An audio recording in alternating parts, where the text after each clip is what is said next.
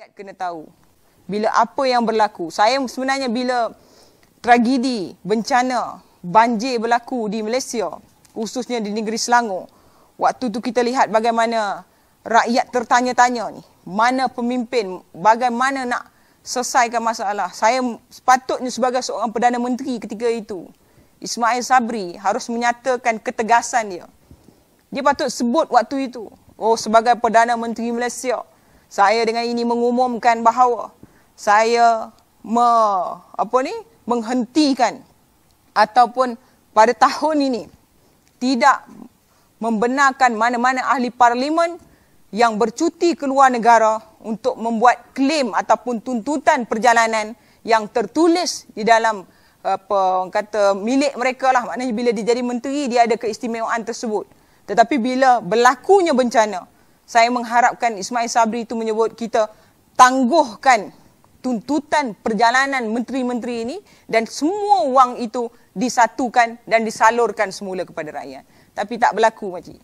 Sebab itu, saudara, hari ini kita minta rakyat fikir. Kalau rakyat tak diberi dengan apa yang rakyat mahu, kalau rakyat itu benar-benar menjadi kepedulian kepimpinan, menjadi aset penting kepada sebuah negara, Ismail Sabri dia kena umum bermula hari esok. Saya Ismail bin Sabri, Perdana Menteri Malaysia, dengan ini mengumumkan untuk kelima penasihat saya melepaskan jawatan dan tidak dibayar gaji. Makcik tahu berapa ramai penasihat Perdana Menteri yang ada ketika ini? Itu pun orang kata dia hebat, dia gagah, dia minda, dia terbuka, dia bapa penyanyi Akademi Fantasia, semua lagu dia hafal.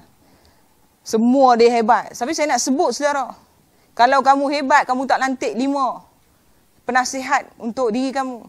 Dan yang lebih penting, rakyat kena tahu seorang penasihat Perdana Menteri itu dibayar RM27,272 setiap seorang. Setiap bulan kerajaan membazirkan RM136,136 untuk membayar 5 penasihat Perdana Menteri yang bukan jadi penasihat tapi jadi punah sihat. Ini hakikat.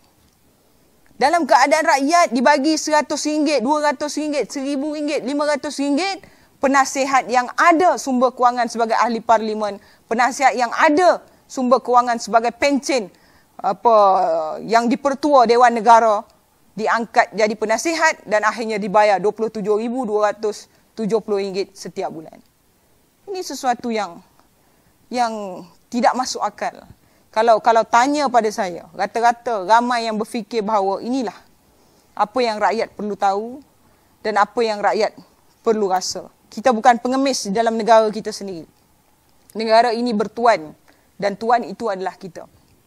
Nak menuju pilihan raya ke-15, dengan apa yang berlaku dalam pentas politik, kalau kita masih lagi memilih Perikatan Nasional, kita masih lagi memilih Barisan Nasional, kita sebenarnya memilih untuk menjadi miskin, menjadi tidak relevan dan menjadikan anak-anak kita mewarisi sesuatu ataupun landscape politik yang tidak menentu, yang akhirnya menjadikan mereka juga akan mengikut watak kita yang sama, mengemis daripada kerajaan dan bukan menjadi tuan untuk negara ini.